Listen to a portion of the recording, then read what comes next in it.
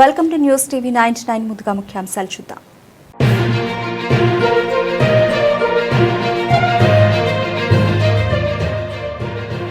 అమెరికాకు భారత్ కీలక భాగస్వామి. అమెరికా విదేశాంగ మంత్రి మార్కో రూబియో వెల్లడి.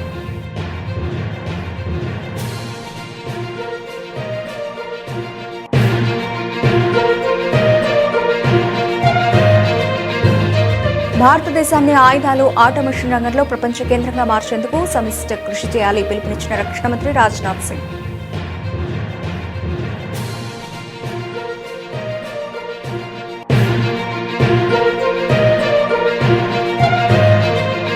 అక్రమ గోవధపై కఠిన ఎంసీఓసీఏ చర్యలు తీసుకుంటాం హెచ్చరించిన మహారాష్ట్ర మంత్రి బాంకులే.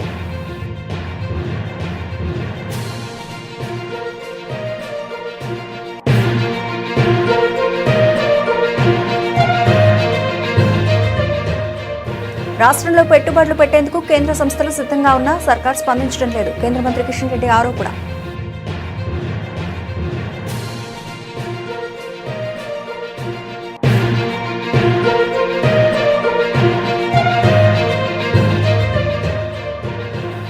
గోదావరి పుష్కరాలకు 1000 కోట్ల రూపాయలు తెలంగాణ కేబినెట్ ఆమోదం.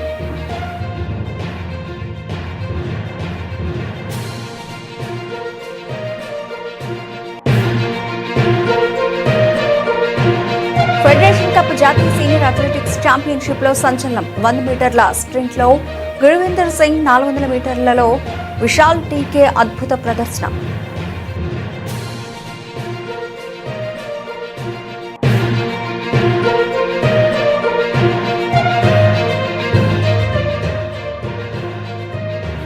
ఐదేళ్లలో 5 లక్షల ఉద్యోగాలు. రాష్ట్ర మంత్రివర్గ సమావేశంలో నిర్ణయాలు వెల్లడించిన మంత్రి పొంగులేటి.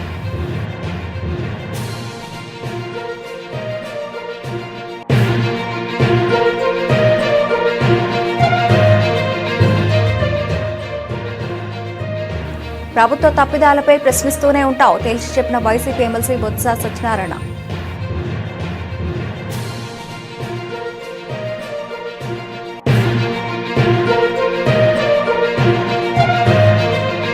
మహారాష్ట్ర నుంచి ప్రాణహిత నది గుండా వేలాది ఆవులను తరలిస్తున్నారు. సంచలన ఆరోపణలు చేసిన సిర్పూర్ ఎమ్మెల్యే పాల్వాయ్ హరీష్ బాబు.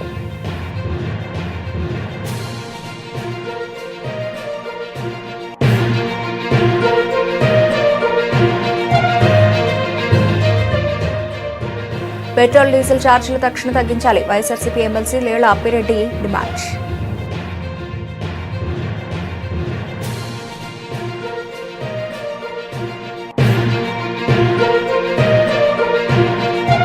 కెప్టెన్ శ్రేయస్ అయ్యర్ అజేయ సెంచరీతో పంజాబ్ ఘన విజయం.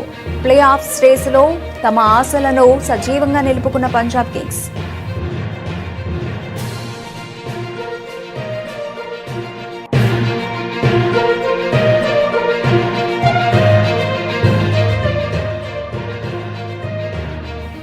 కొన్ని రోజులుగా పెరుగుతున్న బంగారం ధరలకు బ్రేక్. నిలకడగా ఉన్న ధరలతో కొనుగోలుదారులకు స్వల్ప ఊరట.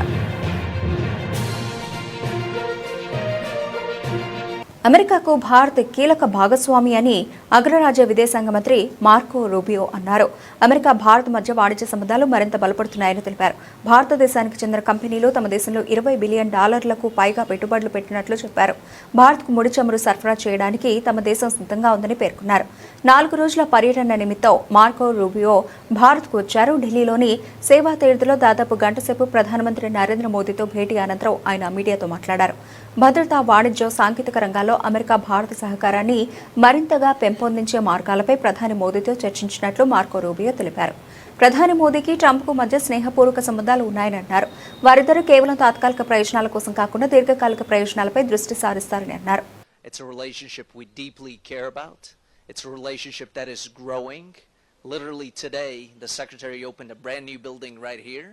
So that is a partnership that we are continuing to grow. We have our Quad meeting. Since I have arrived here a few months ago, we had settled our trade deal. India has joined Pax Silica. Investment is at record levels. and this partnership will continue to grow. And today the Secretary extended an invite to Prime Minister Modi to come visit the White House on behalf of the President. So we have some great things ahead. Thank you. Yeah, it's an honor, and it's great to be here and to see this facility and the embassy and to open a new building that's really going to make us more efficient in terms of the work we do here. And obviously to thank our locally employed staff here as well, which are excellent. And we had a very productive meeting today. We'll have very productive meetings in this visit. India is at the cornerstone of how the United States approaches the Indo-Pacific, and not just through the Quad, but bilaterally. You see that in the $20 billion of Indian companies invested in the United States. You see it in their signing up for Pax Silica, but you also see it in the other opportunities we have to explore between two advanced economies. I know there's a lot of American interest in the corporate side in the United States, highly skilled labor. మహారాష్ట్రలోని షిరిడీలో private రంగ సంస్థ అయిన nib group యొక్క రక్షణ ఉత్పాదక సముదాయాన్ని రక్షణ మంత్రి రాజ్నాథ్ సింగ్ ప్రారంభించారు. ఈ సందర్భంగా ఆయన మాట్లాడుతూ ఈ సముదాయం అధునాతన ఫిరంగి వ్యవస్థలు, క్షిపణి మరియు అంతరిక్ష సాంకేతికతలు, రాకెట్ వ్యవస్థలు, శక్తివంతమైన పదార్థాలు, స్వయం ప్రతిపత్తి గల రక్షణ వేదికలను తయారు చేయాలని లక్ష్యంగా పెట్టుకుందని తెలిపారు. భారతదేశ ప్రైవేటు పరిశ్రమలకు భవిష్యత్తు యుద్ధాల గతిశీలతపై లోతైన అవగాహన ఉంది మరియు దేశానికి అత్యాధునిక వ్యవస్థలు సమకూర్చడానికి అవి అవిశ్రాంతంగా కృషి చేస్తున్నాయని అన్నారు. భారతదేశాన్ని ఆయుధాలు మరియు ఆటోమేషన్ రంగంలో ప్రపంచ కేంద్రంగా మార్చేందుకు భాగస్వాములందరూ సమిష్టి కృషి చేయాలని పిలుపునిచ్చారు. ప్రభుత్వం కీలక సాంకేతికతలు మరియు అధునాతన వ్యవస్థల్లో మేక్ ఇన్ ఇండియాను నిరంతరం ప్రోత్సహిస్తోందని, ఆయుధాలు మరియు స్వయంచాలిత వ్యవస్థల్లో భారతదేశం అగ్రగామిగా నిలిచేందుకు అవసరమైన ప్రతి చర్య తీసుకోవడానికి మేము సిద్ధంగా ఉన్నామని రాజ్నాథ్ సింగ్ స్పష్టం చేశారు. सुरक्षा और स्वाभिमान की एक नई मिसाल पेश की है. मैं यहाँ पर बहुत सारे उदाहरण देकर उसको स्पष्ट नहीं करना चाहता. छत्रपति महाराज शिवाजी महाराज ने नेवी और फोर्स की जो व्यवस्था यहाँ पर खड़ी की थी, वो सिर्फ एक उनकी सैन्य रणनीति नहीं थी, यह उनकी केवल एक मिलिट्री स्ट्रेटजी नहीं थी, बल्कि एक आत्मनिर्भर अर्थव्यवस्था का मॉडल था जो छत्रपति महाराज शिवाजी ने खड़ा किया था. उन्होंने स्थानीय रिसोर्सेस से हथियार बनाए थे. लोकल रिसोर्सेस से छत्रपति महाराज शिवाजी ने वेपन्स बनाए थे. यहाँ के लोकल लोगों को ट्रेंड किया और एक ऐसा साम्राज्य खड़ा किया जो विदेशी ताकतों को चुनौती दे सके. आज शिरडी की इस धरती पर छत्रपति शिवाजी महाराज की ही प्रेरणा से हम एक बार फिर आत्मनिर्भरता यानी सेल्फ रिलायंस का एक किला खड़ा कर रहे हैं. जिस महाराष्ट्र ने देश को छत्रपति महाराज शिवाजी महाराज जैसा राजा दिया, जिस महाराष्ट्र ने लोकमान्य तिलक जैसे क्रांतिकारी दिए, वो धरती भला डिफेंस के मामले में पीछे कैसे रह सकती है, इसकी कल्पना भी नहीं की जा सकती.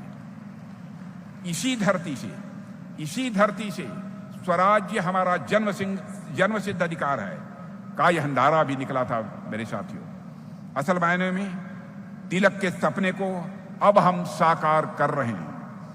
इन सब प्रयासों में सबसे सुखद बात यह है कि प्राइवेट सेक्टर अपनी बहुत ही अहम भूमिका का निर्वाह कर रहा है और यह दिखाता है गवर्नमेंट की सही पॉलिसीज और सपोर्ट से हमारा प्राइवेट सेक्टर. అక్రమ గోవధపై కఠిన ఎంసీఓసీఏ చర్యలు తీసుకుంటామని మహారాష్ట్ర మంత్రి బావంకుల హెచ్చరించారు. ఈ విషయమై ఆయన మీడియాతో మాట్లాడుతూ గోవధ చేసే వారిపై కఠిన చర్యలు తీసుకుంటామని స్పష్టం చేశారు. मुख्यमंत्री जी ने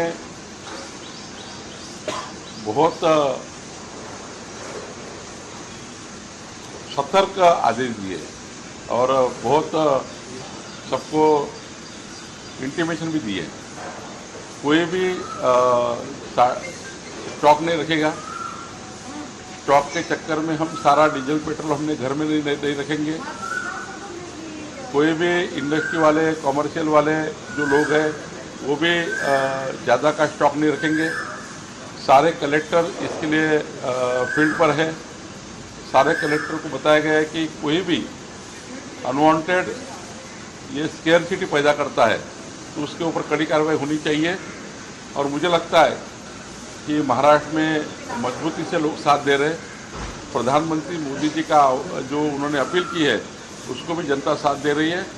हम सब ने मिलकर, सभी पार्टियों ने मिलकर, महाराष्ट्र की सभी पार्टियों ने मिलकर एक दिल से, एक मत से मोदी जी के आह्वान को साथ में लेकर आगे जाना चाहिए. इसी में महाराष्ट्र की भलाई है, इसी में देश की भलाई है. सर, एक सवाल है कि कलेक्टर को आदेश दिए गए हैं. सरकार ने ये आदेश निकाला दिया कि अभी बकरा ईद भी उसके पहले गो तस्करी करने वालों के खिलाफ मुकदमा लगेगी. लेकिन विपक्ष इसको राजनीति कर रही है। इसको कह रहे हैं कि ये लोग गौवंशों के खिलाफ क्यों नहीं मकोका लगाते और ये गाय को राष्ट्रीय पशु क्यों नहीं घोषित करते। देखिए, बकरी में केवल बकरी काटी जाती है, गाय नहीं। और जो गाय काटेगा, जो गोवंश काटेगा, उसको छोड़ेंगे नहीं। और मैं आपको दावे के साथ कहता हूं कि हम पूरे वॉच करके हैं। తెలంగాణలో సౌర పవన విద్యుత్ ప్రాజెక్టులతో పాటు పంప్డ్ స్టోరేజ్ ప్రాజెక్టులు, బ్యాటరీ ఎనర్జీ స్టోరేజ్ సిస్టమ్లను ఏర్పాటు చేసేందుకు కేంద్ర ప్రభుత్వ రంగ సంస్థలైన నెయ్వేలి లిగ్నైట్ కార్పొరేషన్, కోల్ ఇండియా 10,000 కోట్ల రూపాయల పెట్టుబడులు పెట్టడానికి సిద్ధంగా ఉన్నాయని కేంద్ర బొగ్గు గనుల శాఖ మంత్రి కిషన్ రెడ్డి తెలిపారు. ఏఐ ఆధారిత రెసిడెన్షియల్ ఎనర్జీ ప్లాట్ఫామ్ రెంజీ ఆధ్వర్యంలో రెనరైజ్డ్ 2026 జాతీయ స్థాయి సదస్సును శనివారం హైదరాబాద్లోని మాదాపూర్ నాలెడ్జ్ సిటీలో నిర్వహించారు. ఈ కార్యక్రమానికి ముఖ్య అతిథిగా హాజరైన కిషన్ రెడ్డి దేశంలో తొలిసారిగా ఏఐ ఆధారిత సేవలు అందిస్తున్న రెసిడెన్షియల్ సోలార్ సర్వీసెస్ సంస్థ రెంజీకి ఫీచర్స్ ను ఆవిష్కరించారు.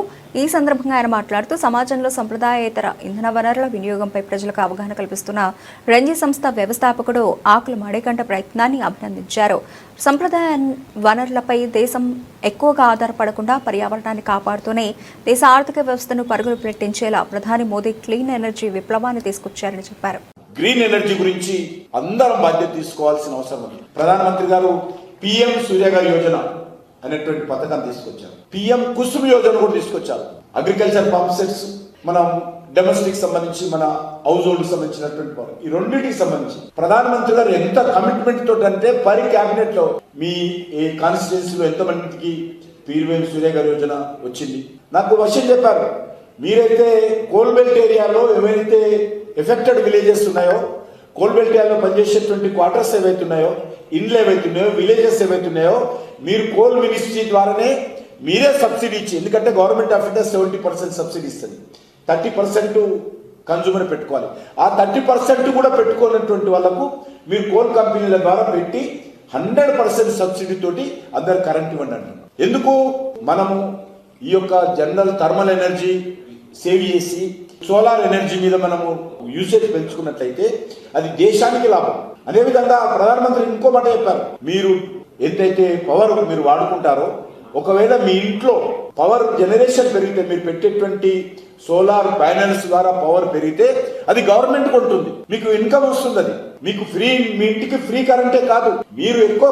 గోదావరి పుష్కరాల కోసం 1,000 కోట్ల రూపాయలు కేటాయించాలని తెలంగాణ ప్రభుత్వం నిర్ణయించింది. ఈ మేరకు ముఖ్యమంత్రి రేవంత్ రెడ్డి అధ్యక్షతన సమావేశమైన మంత్రివర్గం సంబంధిత పనుల కోసం నిధుల కేటాయింపునకు ఆమోదం తెలిపింది. తొలి విడతగా 300 కోట్ల రూపాయల మంజూరుకు పచ్చజెండా ఊపింది.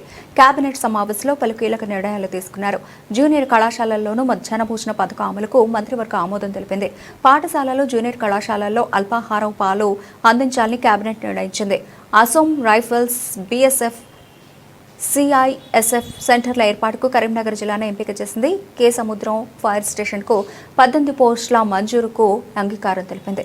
ఫెడరేషన్ కప్ జాతీయ సీనియర్ అథ్లెటిక్స్ ఛాంపియన్షిప్ 100 మీటర్ల స్ప్రింట్లో గురువిందర్ సింగ్, 400 మీటర్లలో విశాల్ టీకే సంచలన ప్రదర్శనతో భళా అనిపించారు. 100 మీటర్ల పరుగులో తొలి రోజు గురువిందర్ సింగ్, అనిమేష్ కుజర్ పోటీపడి ఒకరి రికార్డు మరొకరు బదులు కొట్టిన నేపథ్యంలో ఫైనల్ హోరాహోరీగా సాగుతుందని భావించారు. కానీ 25 ఏళ్ల గురువిందర్ సింగ్ 10.09 సెంటీమీటర్లలోనే గమ్యం చేరి చరిత్ర సృష్టించాడు.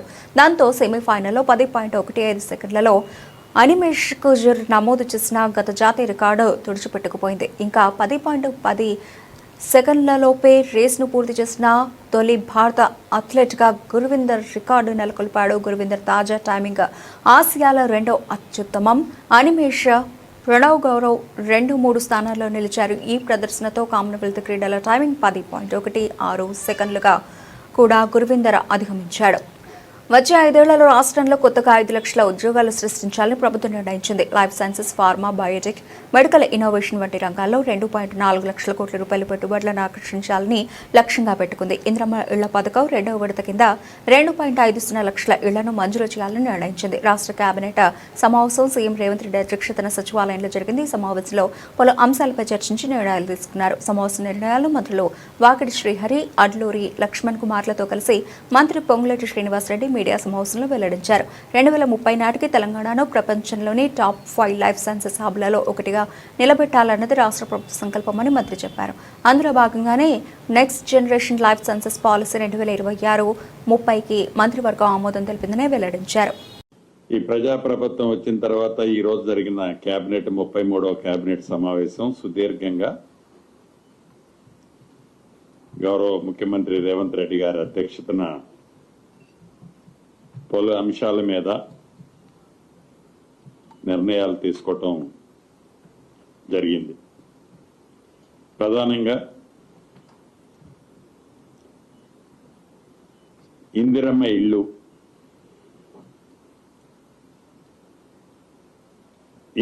ఇల్లు, ఈ పేదవాడి ప్రభుత్వం వచ్చిన తర్వాత మొదటి విడత రాష్ట్ర వ్యాప్తంగా 4.5 లక్షల ఇల్లు ఇచ్చి సుమారు 22,500 కోట్లు ఖర్చు పెట్టే కార్యక్రమం ఒడివడిగా మొదటి విడత చేశాం.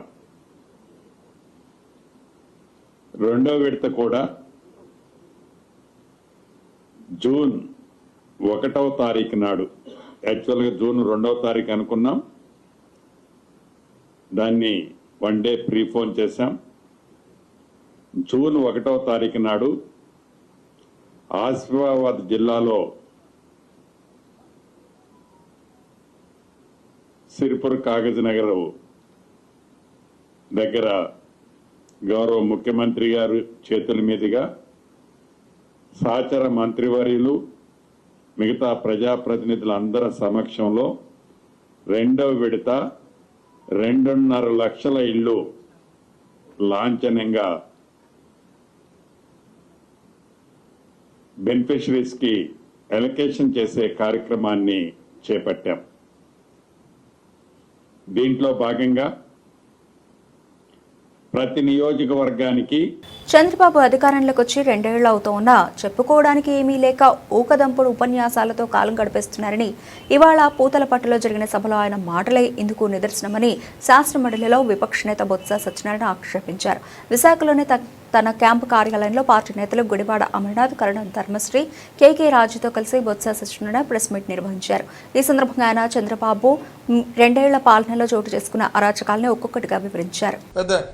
విశాఖపట్నానికి తలమానికి, ఆంధ్ర రాష్ట్రానికి తలమానికి ఆంధ్ర యూనివర్సిటీని గీతం యూనివర్సిటీకి వచ్చి అనుసంధానం చేసి దాని అంటే అనకూడదు కానీ, భాషను వాడకూడదు కానీ లిటరల్గా దాన్ని తాకట్టు పెట్టినట్టు దానికోసం ప్రయత్నాలు చేస్తూ కార్యక్రమాలు చేస్తున్నారు.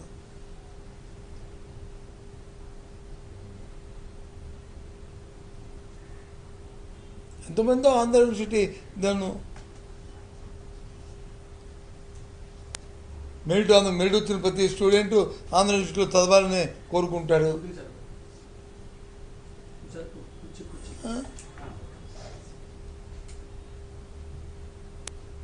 ఈ రకంగా ప్రాంతాల్లో ఉన్న ఆ కార్యక్రమం ఎక్కడైనా సరే ప్రభుత్వ పెద్దలకు కానీ వాళ్ళ తాపేదారులకు కానీ ఏదైనా ఒక ఉంటే ప్రభుత్వంలో ఉన్న అసమయత ఆ అంశం మాత్రం నీరుగార్చడమే.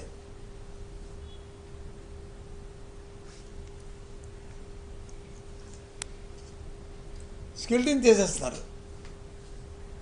నాటి గురించి.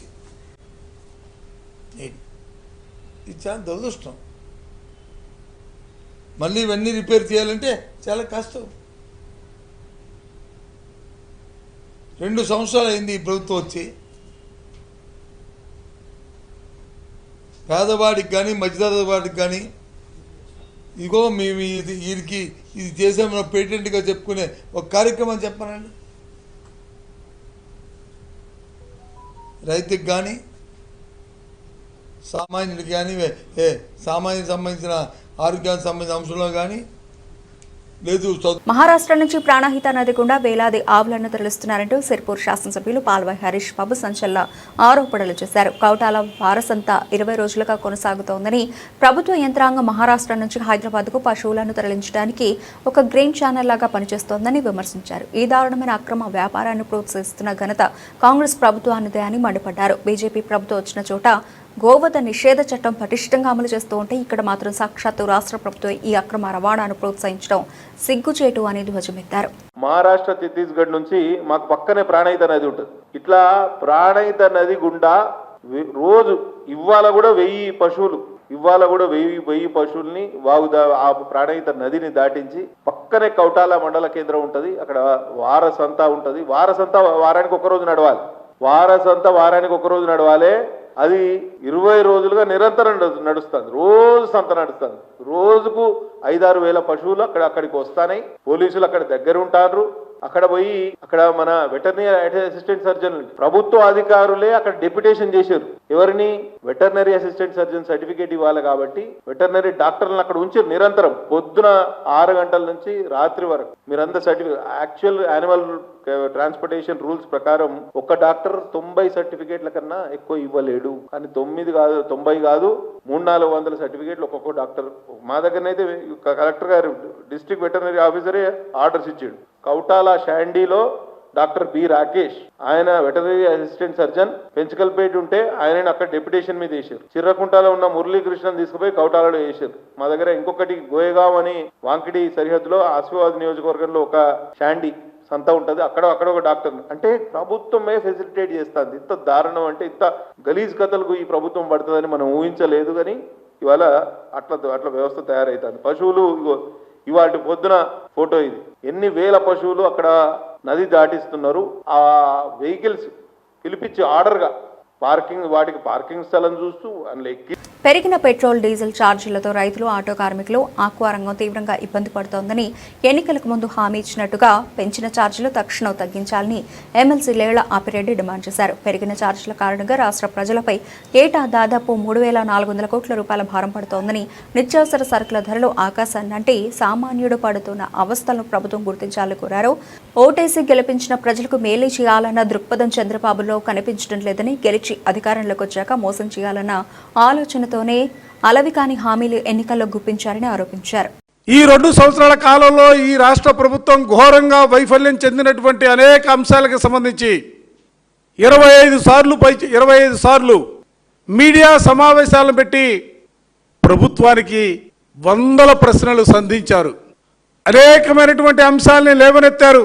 కానీ మా నాయకుడు సంధించినటువంటి ప్రశ్నలకు కానీ లేవనెత్తినటువంటి అంశాలకు సంబంధించి కానీ ఈ ప్రభుత్వం ఏనాడు కూడా వాటికి సంబంధించి లేవనెత్తినటువంటి ప్రశ్నలు తప్పనో ఆరోపణలు తప్పనో అనే మాట కూడా చెప్పలేనటువంటి దౌర్భాగ్యమైనటువంటి పరిస్థితుల్లో ఈ ప్రభుత్వం కొనారిల్లుతున్నటువంటి పరిస్థితులు వాళ్ళు చూస్తా ఉన్నాం. జగన్మోహన్ రెడ్డి గారి పైన దాడి, వ్యక్తిత్వ హననానికి పాల్పడుతున్నటువంటి పరిస్థితులు. మా నాయకుడు ప్రెస్ కాన్ఫరెన్స్ పెడితే నిజంగా ఎక్కడి నుంచి పుట్టుకొస్తారో తెలియదు. 10 డజన్ మంది మంత్రులు మాట్లాడతారు. ఆ డజన్ మంది మంత్రులు మాట్లాడే ప్రతి మాట, ముఖ్యమంత్రి గారితో సహా మాట్లాడే మాట వ్యక్తిగతంగా జగన్మోహన్ రెడ్డి గారిని టార్గెట్ చేసి మాట్లాడుతున్నటువంటి మాటలు. ఇవాళ రాష్ట్రంలో ప్రజలు అడుగుతూ ఉన్నారయ్యా, ఏంటి మీ భాష, మీరు మాట్లాడే భాష ఏంటని అడుగుతూ ఉన్నారు. పక్కన ఉన్నటువంటి రాష్ట్రాలను చూడండి. తమిళనాడు చూసినా ముఖ్యమంత్రిగా ఉన్నటువంటి వ్యక్తి ఏ విధంగా ప్రతిపక్షాలను గౌరవిస్తా ఉన్నారు. ఐపీఎల్ 2026 సీజన్లో పంజాబ్ కింగ్స్ తమ ప్లే ఆఫ్స్ ఆశలను సజీవంగా నిలుపుకుంది. తప్పక గెలవాల్సిన మ్యాచ్లో కెప్టెన్ శ్రేయస్ అయ్యర్ 51 బంతుల్లో 101 నాట్అవుట్, 11 4లు, 5 సిక్సర్లు, వీరోచిత సెంచరీతో ముందుండి నడిపించాడు. లక్నోలోని ఐగానా క్రికెట్ స్టేడియంలో శనివారం జరిగిన ఈ మ్యాచ్లో పంజాబ్ కింగ్స్ 7 వికెట్ల తేడాతో లక్నో సూపర్ జైంట్స్ పై ఘన విజయం సాధించింది. 197 పరుగుల టార్గెట్ను మరో 2 ఓవర్లో మిగిలుండగానే ఛేదించింది. 18 ఓవర్లలో 3 వికెట్లకు 200 పరుగులు చేసి విజయ్ భేరి మోగించింది. అయ్యర్ తన తొలి ఐపీఎల్ సెంచరీని నమోదు చేయడంతో పాటు జట్టుకు మరపురాని విజయాన్ని అందించాడు. 197 పరుగుల భారీ లక్ష్యంతో బరిలోకి దిగిన పంజాబ్ కింగ్స్ కు ఆరంభంలోనే గట్టి ఎదురుదెబ్బ తగిలింది. ఈ క్లిష్ట సమయంలో క్రీజ్లోకి వచ్చిన కెప్టెన్ శ్రేయస్ అయ్యర్ ప్రభ్సిమ్రాన్ సింగ్తో కలిసి ఇన్నింగ్స్ను చక్కదిద్దాడు. గేర్లు మార్చి దూకుడుగా ఆడిన అతను మహమ్మద్ షమీ వేసిన ఓవర్లో 3 సిక్సర్లు బాది మ్యాచ్ను లాగేశాడు. చివరికి మరో భారీ సిక్సర్తో మ్యాచ్ను ముగించడమే కాకుండా తన కెరీర్లో తొలి ఐపీఎల్ సెంచరీని స్టైల్గా పూర్తి చేసుకున్నాడు. అంతకుముందు టాస్ ఓడి తొలుత బ్యాటింగ్ చేసిన లక్నో సూపర్ జైంట్స్ నిర్ణీత 20 ఓవర్లలో 6 వికెట్ల నష్టానికి 196 పరుగులు చేసింది. జాష్ ఇంగ్లీష్ అలాగే ఆయుష్ బదోని రాణించడంతో లక్నో పోరాడగలిగే స్కోరును సాధించింది. అయితే కేవలం 5 రెగ్యులర్ బౌలర్లతో బరిలోకి దిగిన లక్నో బౌలింగ్లో వైఫల్యం చెంది ఈ స్కోరును కాపాడుకోలేకపోయింది. గత కొన్ని రోజులుగా పెరుగుతూ వచ్చిన బంగారం ధరలు ప్రస్తుతం స్థిరంగా కొనసాగుతున్నాయి. దీంతో పసిడి కొనుగోలు చేయాలనుకునే వారికి కాస్త ఊరట లభించినట్లయింది. అంతర్జాతీయంగా నెలకొన్న భౌగోళిక రాజకీయ అనిశ్చితి కారణంగా బంగారం ధరల్లో హెచ్చుతగ్గులు నమోదవుతున్నాయి. ఆదివారం కూడా బంగారం వెండి ధరలు నిలకడగా ఉన్నాయి. గుడ్ రిటర్న్స్ వెబ్సైట్ ప్రకారం ఆదివారం ఉదయం నాటికి హైదరాబాద్, విజయవాడ మార్కెట్లలో 24 క్యారెట్ల 10 గ్రాముల బంగారం ధర 1,59,060 రూపాయల వద్ద స్థిరంగా ఉంది. అదేవిధంగా 22 క్యారెట్ల ఆభరణాల బంగారం 10 గ్రాముల ధర 1,45,800 రూపాయలుగా కొనసాగుతోంది. ఇక దేశ రాజధాని ఢిల్లీలో 24 క్యారెట్ల పసిడి ధర 1,59,210 రూపాయలుగా, 22 క్యారెట్ల ధర 1,45,950 రూపాయలుగా నమోదైంది. మరోవైపు వెండి ధరల్లో కూడా ఎటువంటి మార్పు కనిపించలేదు. తెలుగు రాష్ట్రాల్లోని హైదరాబాద్, విజయవాడ నగరాల్లో కిలో వెండి ధర 2,95,000 రూపాయల వద్ద నిలకడగా ఉంది. ఢిల్లీ, బెంగళూరులో కిలో వెండి ధర 2,85,000 రూపాయలు ఉండగా చెన్నైలో 2,95,000 రూపాయలుగా కొనసాగుతోంది. అంతర్జాతీయ మార్కెట్లలోని పరిణామాలను బట్టి భవిష్యత్తులో ఈ ధరలు మారే అవకాశం ఉందని నిపుణులు విశ్లేషిస్తున్నారు. బులెటిన్ ముగించే ముందు ముఖ్యాంశాలు మరోసారి.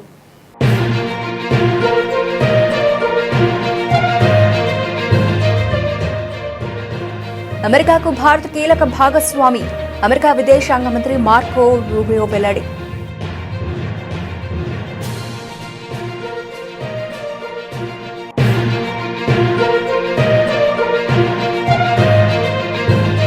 భారతదేశాన్ని ఆయుధాలు, ఆటోమేషన్ రంగంలో ప్రపంచ కేంద్రంగా మార్చేందుకు సమిష్టి కృషి చేయాలి పిలుపునిచ్చిన రక్షణ మంత్రి రాజ్నాథ్ సింగ్.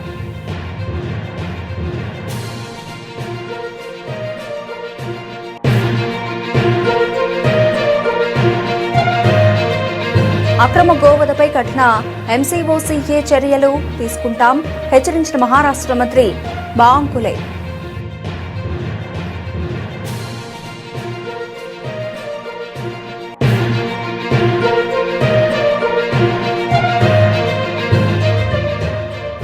రాష్ట్రంలో పెట్టుబడులు పెట్టేందుకు కేంద్ర సంస్థలు సిద్ధంగా ఉన్నా సర్కార్ స్పందించడం లేదు, కేంద్ర మంత్రి కిషన్ రెడ్డి ఆరోపణ.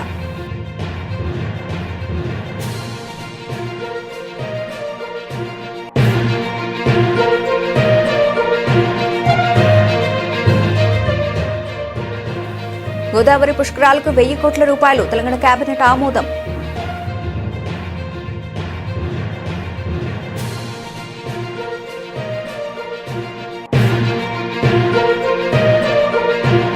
ఫెడరేషన్ కప్ జాతీయ సీనియర్ అథ్లెటిక్స్ ఛాంపియన్షిప్ లో సంచలనం. 100 మీటర్ల స్ప్రింట్ లో గురువిందర్ సింగ్, 400 మీటర్లలో విశాల్ టీకే అద్భుత ప్రదర్శన.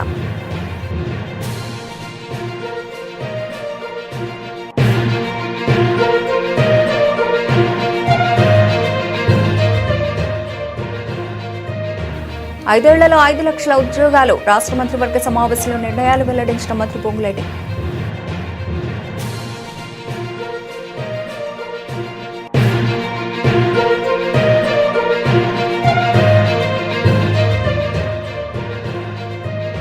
ప్రభుత్వ తప్పిదాలపై ప్రశ్నిస్తూనే ఉంటాం, తేల్చి చెప్పిన YCP MLC Botsa Satyanarayana.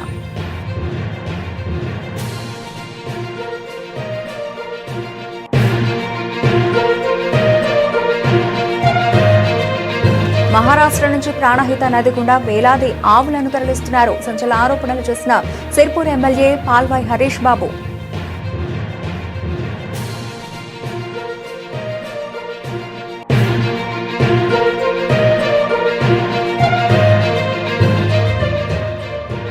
Petrol, diesel ఛార్జీలు తక్షణ తగ్గించాలి, వైఎస్ఆర్సీపీ ఎమ్మెల్సీ లేళ్ల అప్పిరెడ్డి డిమాండ్.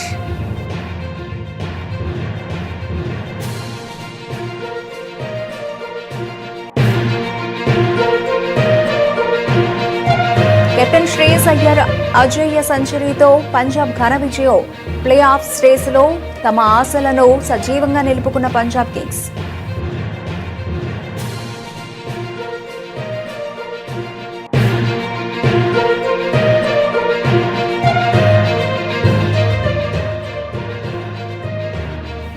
కొన్ని రోజులుగా పెరుగుతున్న బంగారం ధరలకు బ్రేక్, నిలకడగా ఉన్న ధరలతో కొనుగోలుదారులకు స్వల్ప ఊరట.